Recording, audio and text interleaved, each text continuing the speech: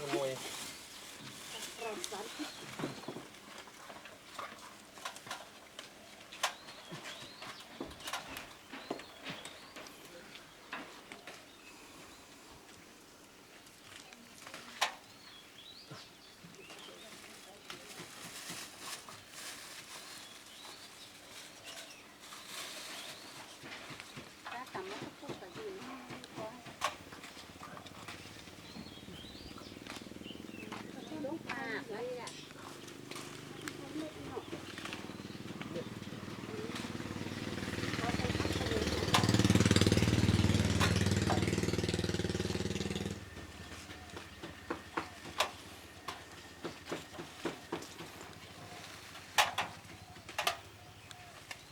ต้นใหม่ก็ให้มีประโยชน์ได้ประโยชน์ได้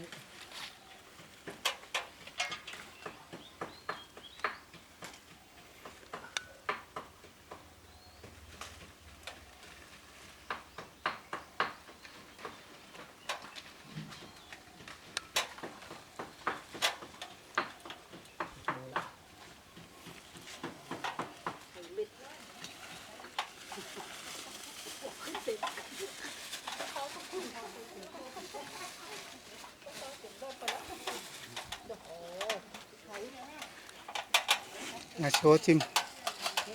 อันนี้คืออย่าง อ๋อนี่คือพริกไทยครับ ยิบออกมาจิม นี่ครับผมจะสวย ต้นอยู่ไหนเก็บนี่แหละ ๆ มีกี่ต้นบ้านมัน โอ้มีหลายต้นครับ4-5 ต้นมีต้นข้าวตีนเป็ดต้นม่วงครับ เอาไปย่าอย่างที่ไทยเนี่ย อ๋อนี่เอาพัดนะครับพัดหมูปลาเมาะ ก็ดูป่า พัดกะเพราหมูปลาพัดปลานะครับพัดปลาดุกนะครับเนาะพัดกะเพรา โอเค อร่อยครับอร่อย โอเค